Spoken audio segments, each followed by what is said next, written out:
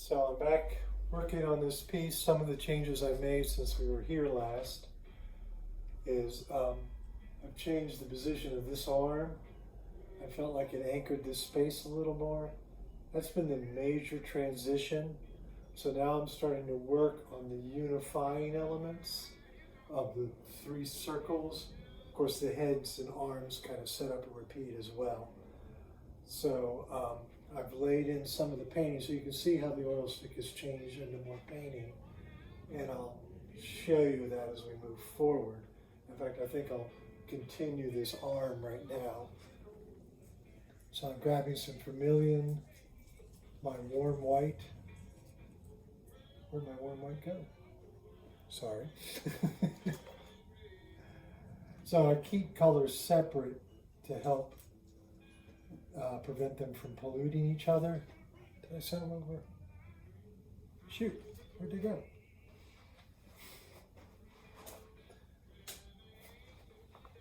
Ah, there's the white, it's in the rag.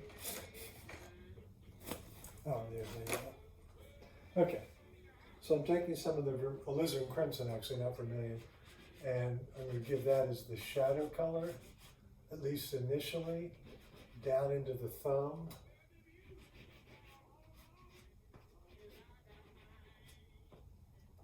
So now this thumb is going to be interrupted a little bit by the plunger.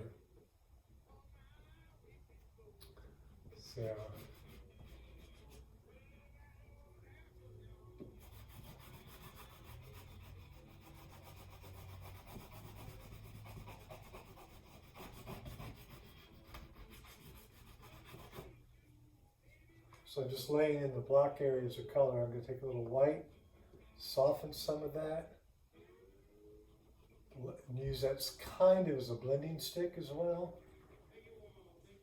And this is where you need to sort of pay attention to what's happening on your stick, because you will move the color over.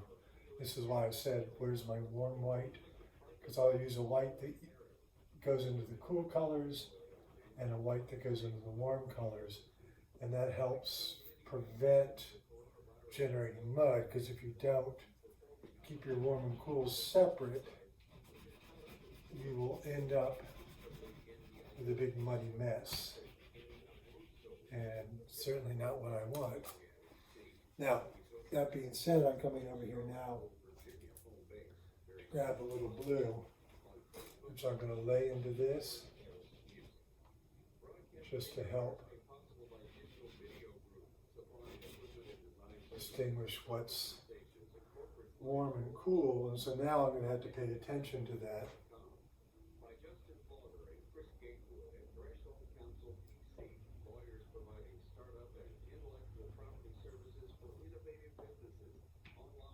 So now I'm hitting some of that blue. So that's all the mucky muck I wanted to do. So I'm going to wipe that off.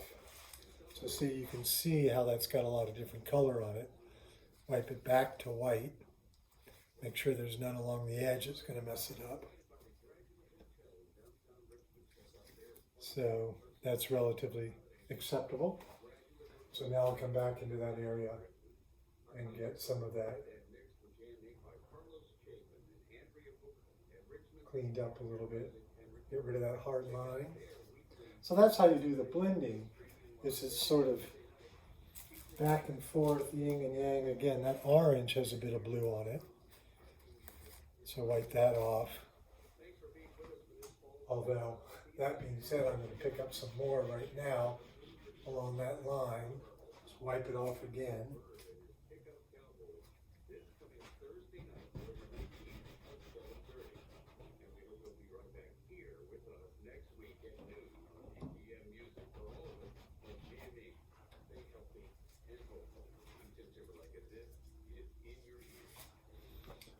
So you may be hearing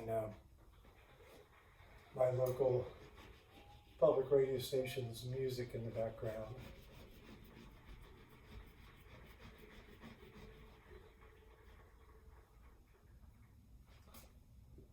So this is the speaker's hand, and he's making a gesture, and it sort of did two things for me. Brought your eye across the piece solidified this corner of the painting. I kind of feel like, his expansive argument is, of course, reiterated by his expansive gesture. So now, so that's the index finger of his hand, so he's kind of doing this sort of movement. So now we'll go pinky, ring, index here. They're all in shadow. So again, I want to grab my cool white, but it's got a little bit too much blue on it, so I'm going to give it a light white.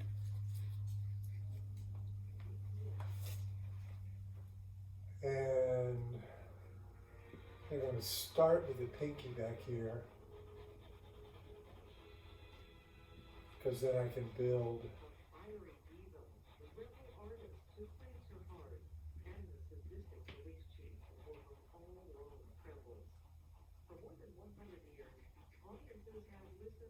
So of course public radio is now going to go to the opera, which I always enjoy listening to on a Saturday.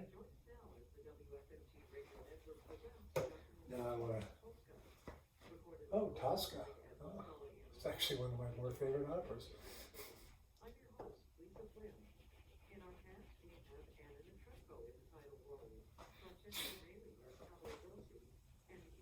So just hitting some more highlight on this hand. I'm going to have to think about that line a little bit. But we can leave it now for that because the paint will dry / congeal as we move forward. So now this guy right here is sort of the confronting speaker, and his left arm is here and his right arm comes around. Sort of an embracing gesture, which I kind of like. But now, like I said, we're going to move to the plunger and the camera down there. I'm going to get myself a fresh blue. I think that's what this is. No, that's purple.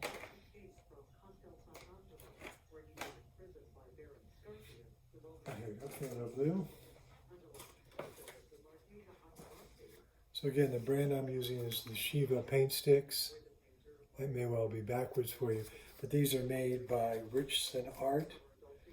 You can certainly get them. Either follow the link that I'll have below to richsonart.com. I know Dick Blix sells them. Utrecht. So if you need to do mail order.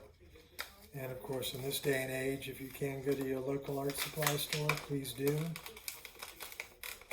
Got to keep them in business. It's always nice having a place where you can run and buy your particular media. These may be hard to come by because even here in Richmond, which is a giant school of the arts, I can't buy them individually. I can only buy them in sets, and the sets include colors I don't use. I say just primary and secondary colors and white, and they like to put all sorts of other crap in there. Again, I want the plunger to cover that thumb.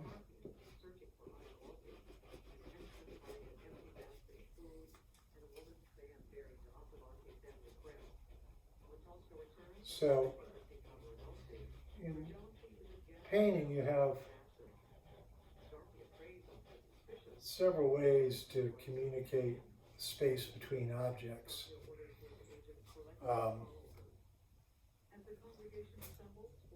One is the size, the relative size of an object. Two objects are the same. The one that's further away will appear smaller. And as they move closer, they get larger. So obviously that's one way. You can just, these figures are bigger than that figure. The next is overlapping, so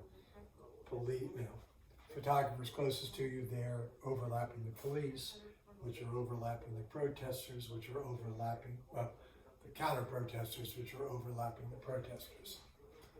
So that overlapping becomes a very useful tool. And then finally, although I tend not to use it, you can do chromatic. I'm doing this backwards here. You can do a chromatic perspective where the closer things are, the more distinct and clear their color is.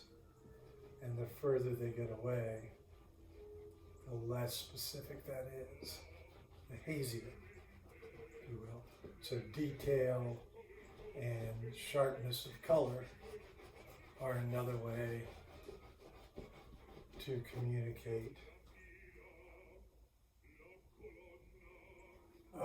Sorry, I just saw a drawing problem. So, if this is the rod, the handle of the plunger,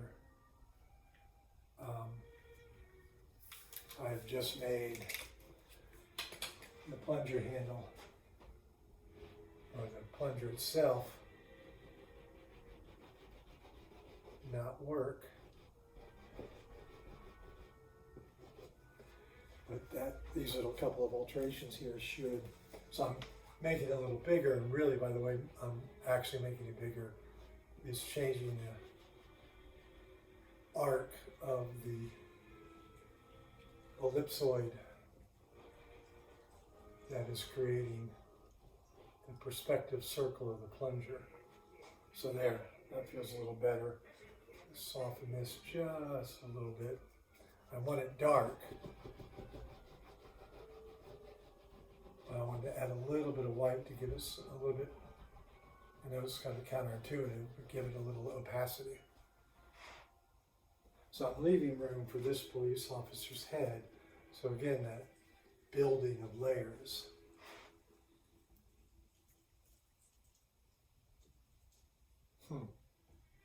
This arm is totally wrong. So if this arm belongs to this protester, counter protester, here's his neck, here's his shoulder, there's his upper arm, there's his lower arm. I'm just going to lay in some of this yellow as almost a placeholder, if you will, of where that arm is. And that'll help me as I move forward. I tend to get confused. I tend to have trouble figuring out exactly what I'm doing at times. And I think that's a good thing, personally.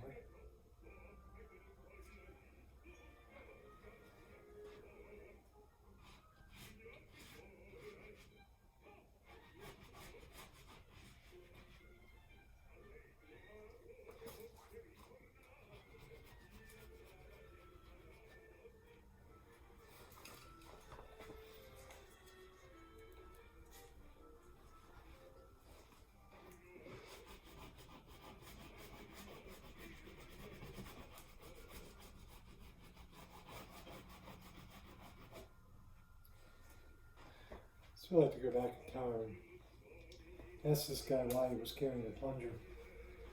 When I was shooting the video that I'm basing this on, I almost ran into this guy. And on another Instagram video feed, RVA Magazine, you can see this guy walking forward, this sort of, I don't know what it looks like he's about to confront or say something, at least, to the guy with the megaphone. And what's funny is you'll see him turn around and sort of say something. Looking back in that little piece of video, what he was saying is my bad to me for almost running into me. Because I was busy videoing and not watching where I was riding, and he was about to go say something and wasn't watching where he was going. So it's kind of cool to see another video pop up that captures the same moment. But from a different perspective. So now we're going to come in here and get the camera lens.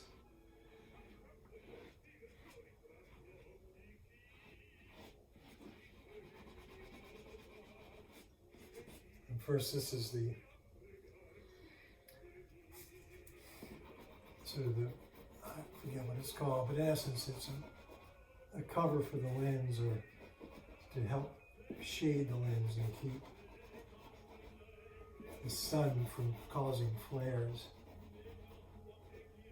And so when I first started in the working on films and commercials and such, sun flare was like the ultimate no-no. That when the sun sort of hits the lens and makes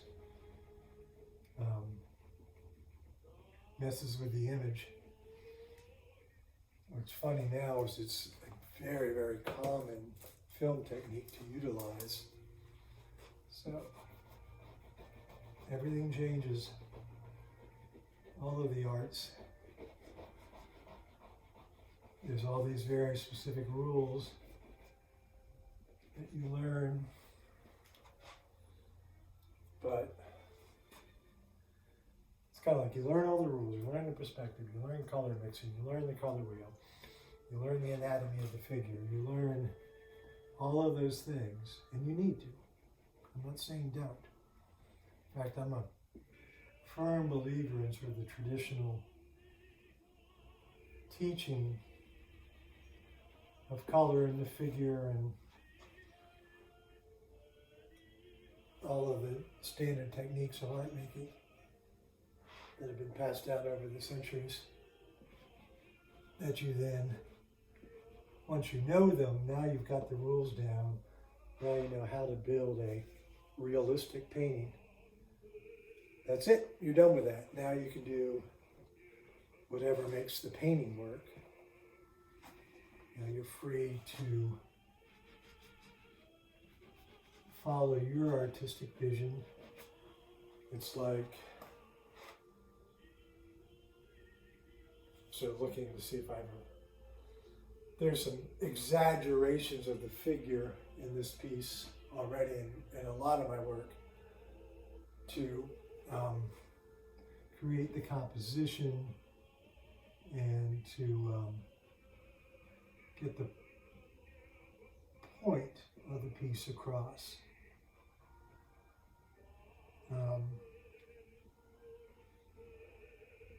Because hopefully, for me at least, one's art should say something. And that can be as banal as, isn't this a gorgeous flower? But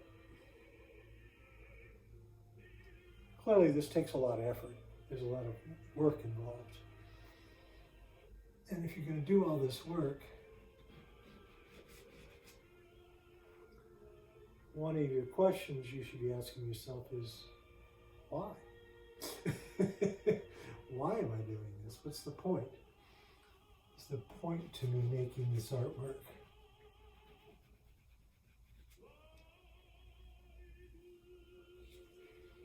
And I have a lot of paintings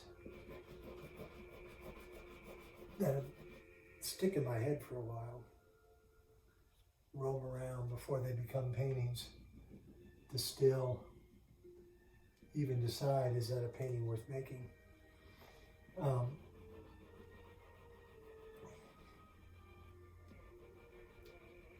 So it's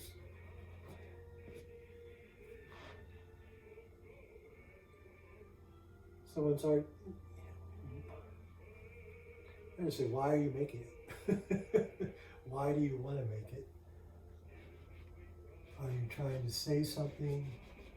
Are you simply, and I'm not saying there's anything wrong with it, are you investigating a technique? Are you playing around with an idea that is based on aesthetics? Whatever it is. Lord knows I'm not the one to judge you as to why. But think about that while you're making it work.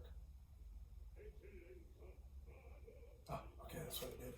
Sorry, I had a little trouble figuring out what happened to the lens there. And what was hand and what was lens.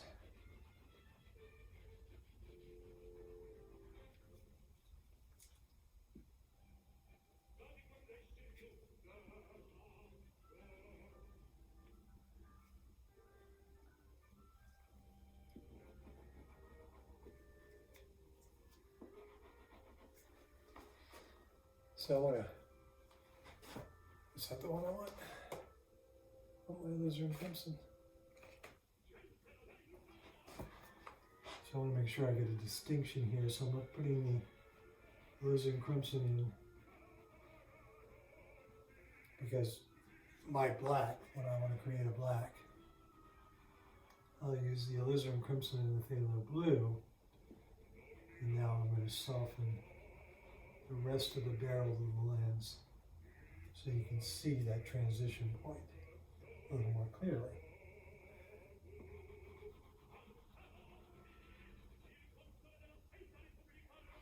All right. So when I get the hand in there, that'll make a little more sense.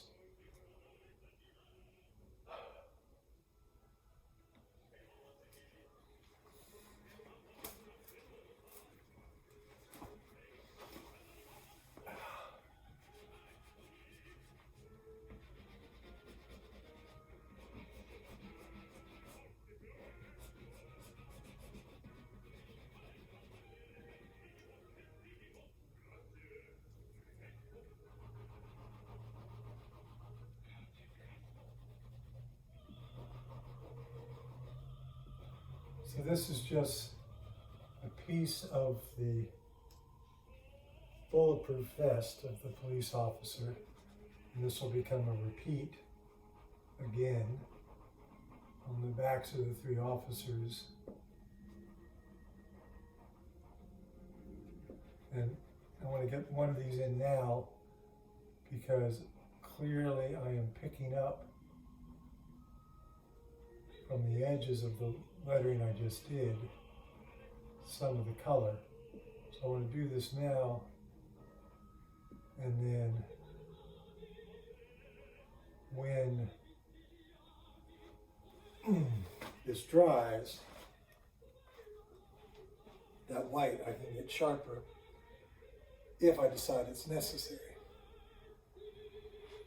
This is the downside of working big. I'm getting old. Is this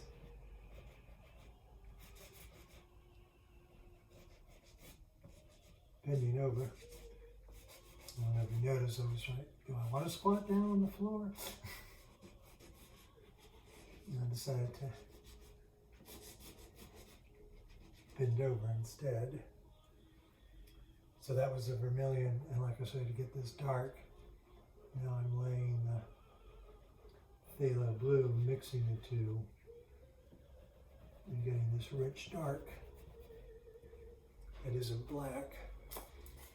Now with the oil sticks occasionally, and what I've stopped to do here is the skin down the side can sometimes make it a little harder to use the stick. So I just broke that away. Oftentimes, as you're going, it will simply peel back as you work with it. But again, I'm not concerned about polluting my colors. That rolling back skin, for lack of a better word, can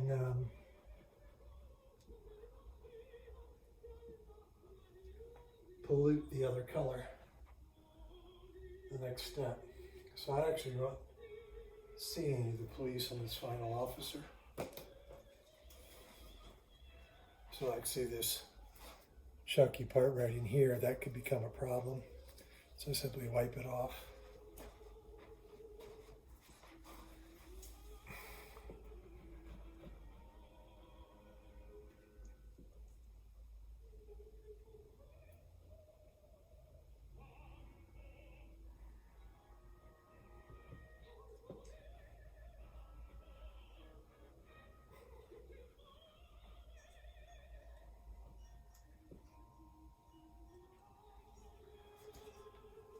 So back to the idea about what are you saying with your artwork?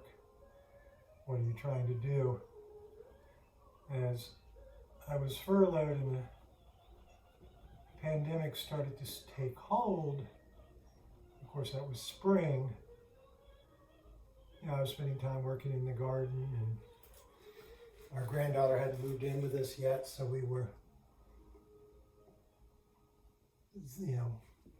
video calling her and video calling our children, and still actually one of my sons and our other granddaughter who live in town we really don't see.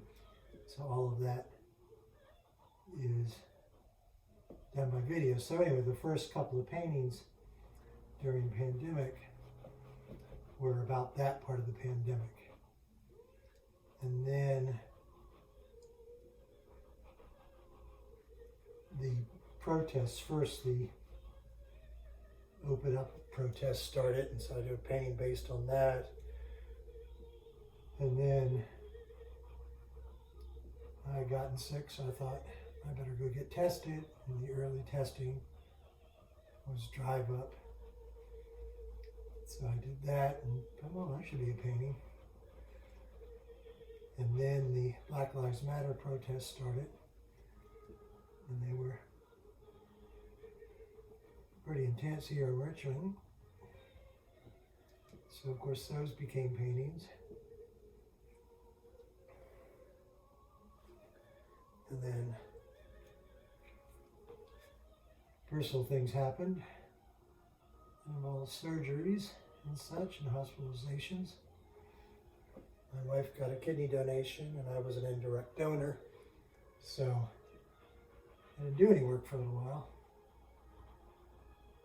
You may notice I got pneumonia, so I have a bit of a breathing problem still. So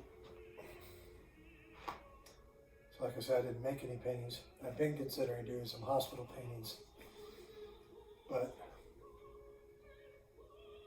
I haven't yet. And I've also done some stained glass pieces on those subjects as well.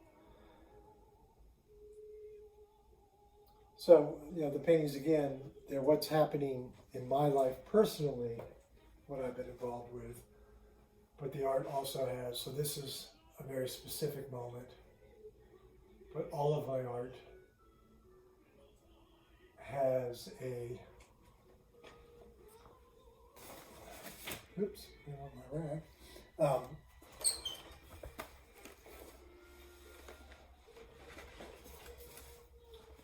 While it is about a very specific event, and I think that helps inform it, it's also events or emotions or experiences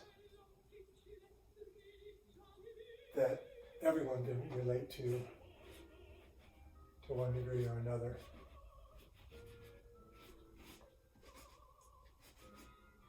And I think they are more relatable images because they are personal.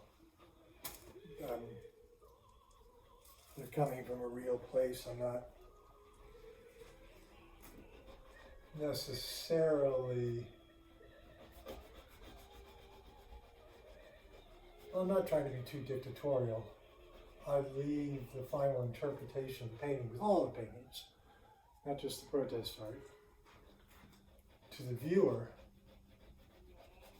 We all view art, we all view life through our own personal glasses, be they rose tinted or not. Mine tend to be a little rose tinted, which I know is antithetical to the average artist. But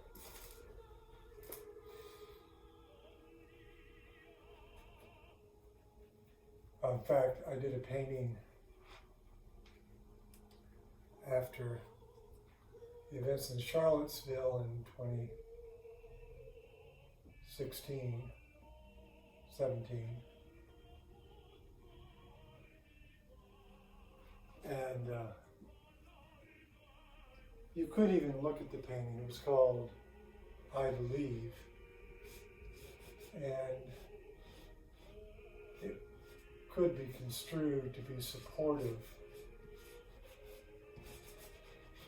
of the white supremacist protesters, particularly the tiki torch carrier, those who carried the tiki torches through the UVA campus. It isn't, but I try to leave, and that painting in particular, because they're ringed by a group of clergy of all different faiths, depicted mainly by their vestments that they're wearing, or lack thereof.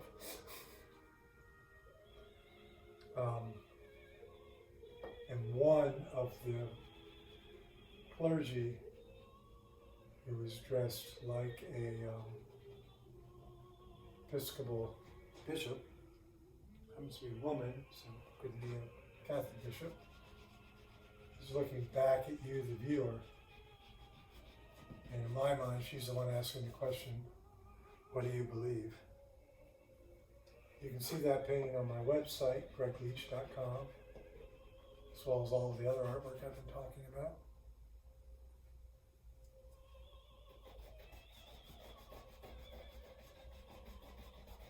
So, I'm going to stop the video here, just so you now have more of an idea where this is going. So I'm laying in these red hats, and I'm deciding I need another one right here. So I'm going to keep working, but I just feel like it's hard to talk and work. So I want to concentrate and think more. But anyway, so do come back, check it again. Give me a like if you like what you see. Recommend it out. You can also see more of my work, like I said, on my website at gregleach.com. And I'll put that in the description area. And the Paintstiks you can get from Richson Art or from your local art supply store, and I'll put the link to Richson Art up as well. You can check me out on Instagram and Twitter. Twitter is The Art of Cycling. Instagram is Greg's Art. Greg is spelled with an I, G-R-E-I-G. My parents' fault, I had nothing to do with it.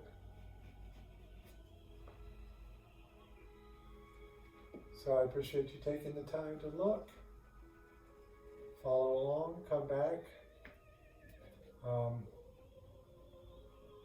With the holidays coming up, this painting might get dragged out. I don't want it to.